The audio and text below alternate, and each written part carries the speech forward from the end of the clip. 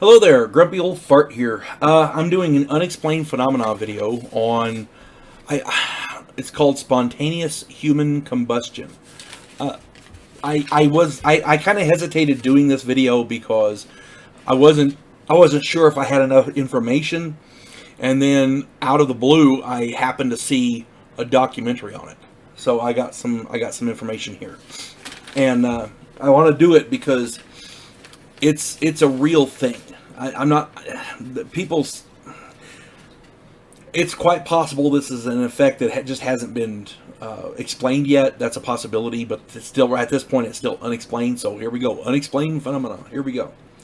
For those of you who don't know, spontaneous human combustion is the phenomena wherein human beings, living or recently deceased, suddenly burst into flames with no external source of ignition. So your body just bursts into flames for no reason. And the topic received coverage. This is a big deal. A lot of people think it's a hoax or it's just shoddy investigation or whatever. I don't know. But anyway, the topic received coverage in 1823 when it appeared in a book titled, excuse me, Medical Jurisprudence. This book listed commonalities including the victims are chronic alcoholics. The victims are usually elderly females. The hands and feet usually fall off. The fire causes very little damage to combustible things in contact with the body, like the clothing and like that. Cloth chairs that they're sitting in, the big stuff, overstuffed chairs, the curtains, things like that. It doesn't generally mess with that. And the combustion of the body basically leaves a residue of greasy and fetid ashes, which are offensively odorous. So the residue stinks. The first case. Get over here. Several hundred cases have been recorded since the 1400s, so it is extremely rare. Many scientists, some of which have done extensive and serious investigations, claim that there are usually outside sources of ignition that have been conspicuously omitted from the reports. So essentially, they're saying that the people investigating this wanted it to be mysterious. And that 500 years ago, what the hell, It may very well be. I don't know. But the first case ever reported of this was a knight named, let me get his name right here, Polonus Vorstius, Polonus,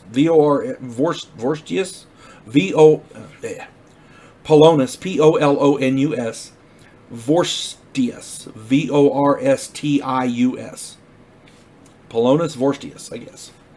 He was standing in front of his parents and he burst into flames. This guy was a knight. I don't know if he was wearing his armor or not, but there you go.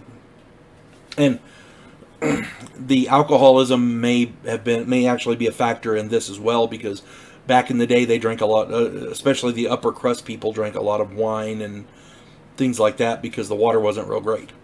Happened a lot in the Old West. People got a lot of gallstones because, kidney stones, things like that, because the water wasn't real clean. They didn't have water processing plants, so you go down and you get a bucket of water out of the river and drink it. That was, and it was good water to drink, but it didn't taste great. You know what I'm saying? So they drank a lot of non-water liquids, a lot of wine, a lot of in the Old West, a lot of whiskey, things like that, and so that's where you get your kidney stones and things like that. But this knight, being upper crust, being a knight, he may very well have had some wine. And that being said, he may have drank a lot of wine. You don't know. But that would fit with the chronic alcoholic thing. There have been many natural and scientific theories for the phenomena, including cigarettes. You're smoking a cigarette and you drop it and it lights you on fire. Self-immolation, a form of suicide where you just set yourself on fire. But I don't like that idea, because if you're going to set yourself on fire, chances are you're using an accelerant. And the accelerant would have other stuff around you would have been burned as well, like the chair you're sitting in, the curtains, that kind of thing. And then there's this thing called the wick effect, where your clothing smolders and slowly cooks the fat in the body. That'd be a hell of a bad way to go. I wouldn't like to just shoot me in the head, Some alternate theories have been proposed, including, get this, poltergeist activity and ball lightning. I don't know how much of that is true. I don't know what would be feasible or not. But, like I said, 200 cases, it's extremely rare, but it does happen. I watched an episode, I did a TV series review on New Tricks, and one of their episodes they investigated a case with spontaneous human combustion. But given these alternative theories with the poltergeist activity and like that, I wouldn't have been surprised if they just said aliens. I don't know. Who knows, right? But that's it. Unexplained phenomena. Spontaneous human combustion. Now, you folks know as much as I do. You folks have a good day. God bless one and all.